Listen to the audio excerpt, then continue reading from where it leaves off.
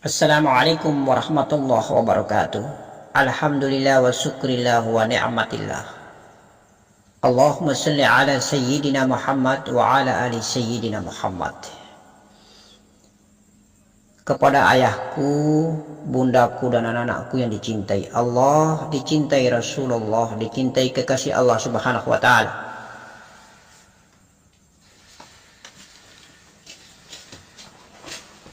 Sedikit gambaran pencerahan buat kita semua. Pertama, bahwa perlu kita ketahui tentang rukun Islam 5. Mengucapkan 2 kalimat syahadat, melaksanakan sholat 5 waktu sehari semalam, berpuasa di bulan Ramadan, menaikkan zakat fitrah, menunaikan ibadah haji di tanah suci Makkahil Mukarramah Allah. 5 dasar pondasi rukun Islam yang diciptakan Allah Subhanahu wa taala melalui amalia sunnah datuk kita baginda Nabi Muhammad sallallahu alaihi wasallam merupakan hukum wajib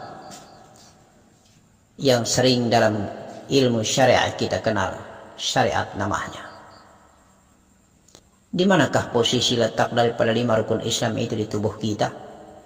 Pertama, mengucapkan 2 kalimat syahadat. Syahadat itu berada di kepala kita. Kemudian sholat itu berada di dada kita. Puasa itu ada di perut kita. Zakat itu, sekali lagi zakat itu ada di kemaluan kita. Lalu haji itu ada di kolbi kita. 5 letak dan posisi rukun Islam yang ada di tubuh kasar kita ini bermakna yang sangat baik.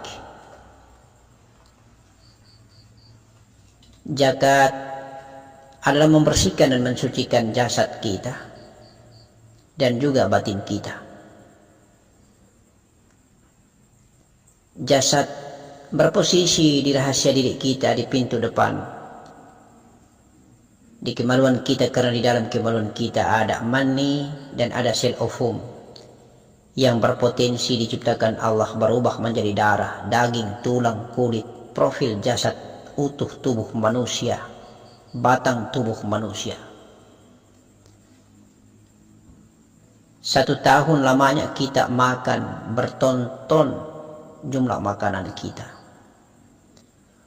Kita kasih bersih hanya dengan 2,5 kilogram daripada makanan yang kita makan bertonton itu, dalam rangka membersihkan dan mensucikan darah, daging, tulang, kulit, jantung, empedu, limpa, hati, dan paru-paru. Sedangkan puasa membersihkan seluruh unsur yang ada di perut kita. Oleh karena itu, dalam logik medis, maka puasa lebih berkenan pada pintu belakang, sedangkan zakat lebih berkenan pada pintu depan. Di dalam ilmu belajar mengenal diri, kita mengenal istinja yang ada di pintu belakang, di lubang dubur kita, dan zakat yang kita kenal melalui ibadah batin. Karena berpindahnya setetes mani ke rahim istri ataupun ibu dari seorang bapak, akan berproduksi dan terciptanya profil manusia, karena mani berubah menjadi darah, berubah menjadi daging, berubah menjadi tulang, berubah menjadi kulit, diukir oleh Allah Subhanahu wa taala menjadi jasad manusia. Telinganya seperti huruf dal, hidungnya seperti huruf alif, bibirnya seperti huruf mim, matanya seperti huruf nun, tangan kaki huruf lam, betis dan tumitnya seperti huruf dal. Indah, Qur'ani sekali jasad manusia ini, terukir dengan asma Allah Subhanahu wa taala. Oleh karena itu, maka sedikit Abah memberikan himbauan.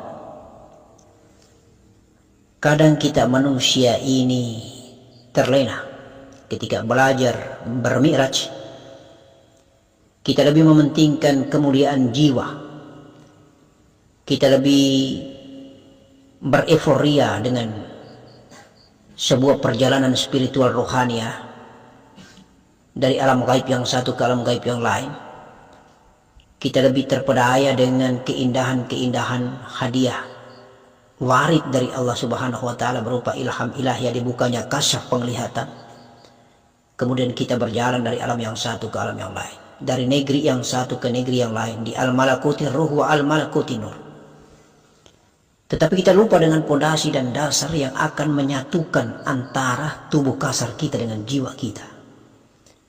Abah khawatir jangan sampai kita mulia jiwa kita, tetapi tubuh kasar kita ketika kita meninggalkan dunia hancur dimakan tanah, berbau busuk, sebelum dikubur sudah bau.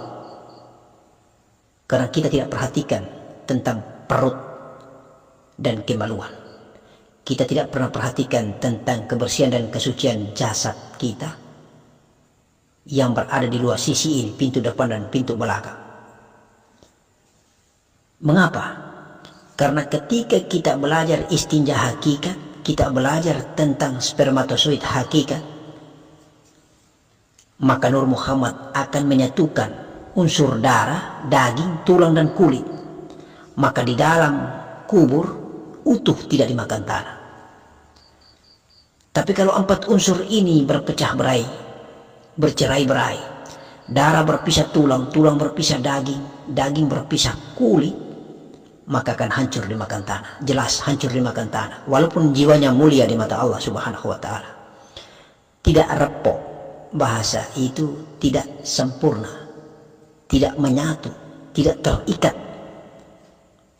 antara jiwa dan raga. Karena raganya terhina, jiwanya saja yang mulia. Padahal yang kita inginkan itu adalah sempurna antara jiwa dan raga. Jiwa pun mulia, raga pun mulia. Sehingga ketika meninggalkan dunia, Nur Muhammadlah yang ada. Raga tenggelam di dalam jiwa, jiwa tenggelam di dalam Nur Muhammad. Itu maknanya. Syaratnya itu harus bersih dan suci daripada jasad ini, raga ini. Tidak bisa kita bersihkan, sucikan saja jiwa kita.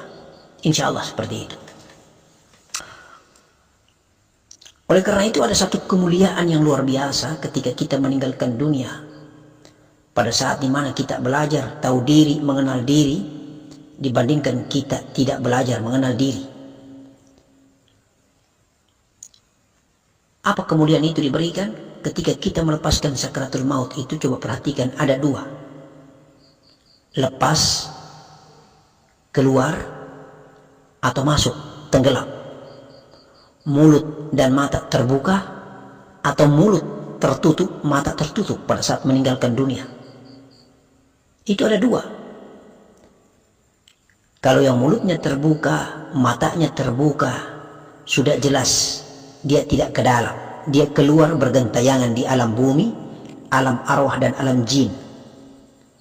Tetapi kalau dia meninggalkan dunia dalam keadaan mulutnya tertutup, matanya tertutup, karena masuk rahasianya itu ke dalam, jiwanya itu kembali ke asalnya. Itulah yang benar. Inna lillahi wa inna ilaihi raji'un. Dari Allah kembali ke Allah.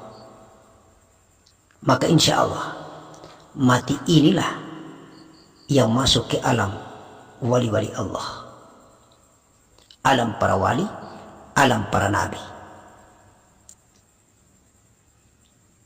Jadi ada 2 perbedaan.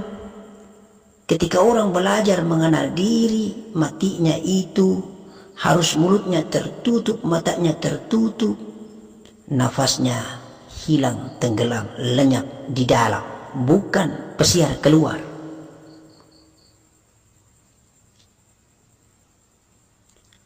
Kalau dia pesiar keluar, maka wajib hukumnya dia diperiksa di alam kubur.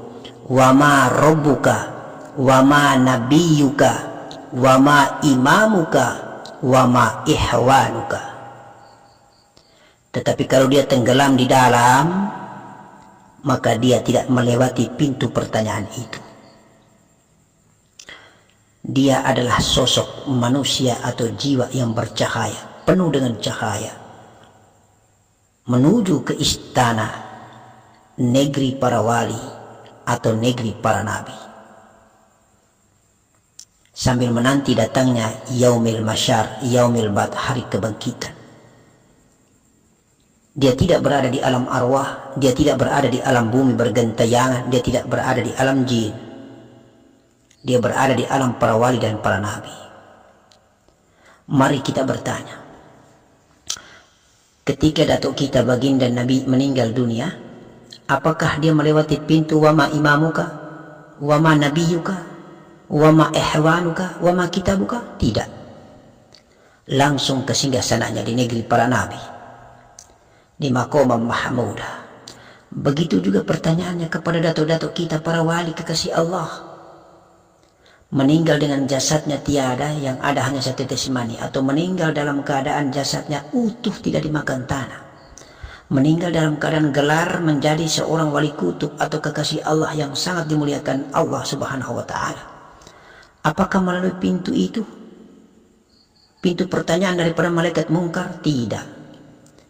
Mereka langsung menjadi jiwa bercahaya, sosok bercahaya. Ketika melewati pintu itu ditanya dan dipertemukan dengan malaikat mungkar dan nangkir langsung sujud lalu mengatakan, aku tidak melihat engkau. Ada pertanyaan daripada manusia bercahaya itu, kenapa engkau sujud wahai malaikat mungkar dan nangkir kepada aku? Aku tidak sujud kepada engkau wahai manusia bercahaya, tetapi aku melihat zat yang menciptakan aku di balik diri. Maka manusia bercahaya ini diantar bersaf-saf oleh para malaikat menuju alam para wali atau menuju alam para nabi. Walaupun dia bukan seorang nabi, tetapi bisa juga makomnya menjadi makom para nabi karena dia duriat, turunan. Insya Allah seperti itu. Oleh karena itu cerita syariat bahwa kita ini berasal dari alam ruh, kemudian ke alam rahim, kemudian ke alam dunia, kemudian meninggal dunia kita ke alam kubur kemudian ke alam bangkit, yaumil ba'ts, kemudian kita berbaris di padang mahsyar, dihisab. Insya Allah itu syariat. Cuman karena kita sudah masuk dalam area belajar mengenal diri, mengenal Allah, belajar kasaf dan belajar berjalan, maka kita harus buktikan, melakoni, mengalami dan merasakan.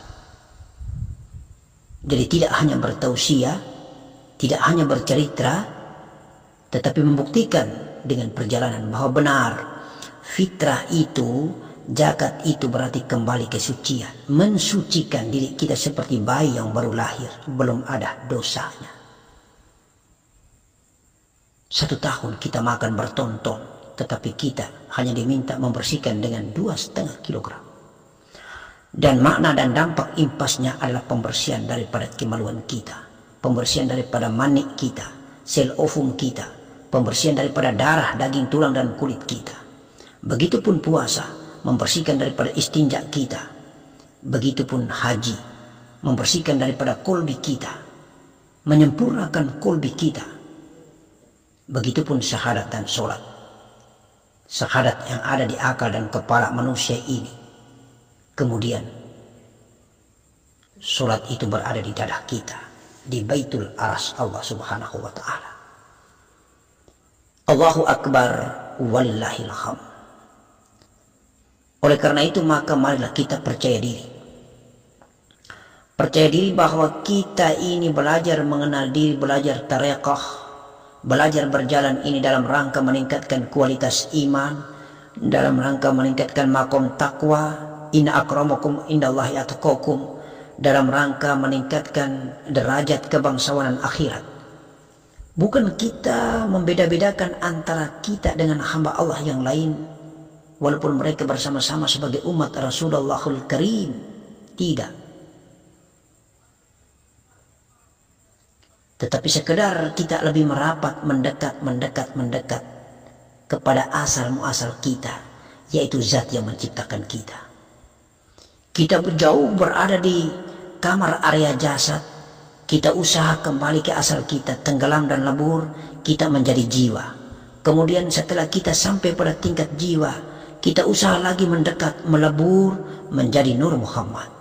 Kemudian setelah kita menjadi Nur Muhammad, kita melebur menjadi nur sejati, Nurul Izzati Allah Subhanahu wa ta'ala. Kita tiada, Allah yang ada, kita tetap hamba. Tetapi kita melebur dan tiada, kita akan menjadi jiwa, masih juga menjadi hamba.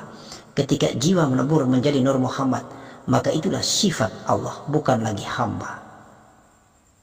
Nur Muhammad adalah nur Allah. Nur Allah di dalam Nur Muhammad. Nur Muhammad di dalam Nur Allah. Allahu Allah, Allahu Jallahu Jalala. Assalamualaikum warahmatullahi wabarakatuh.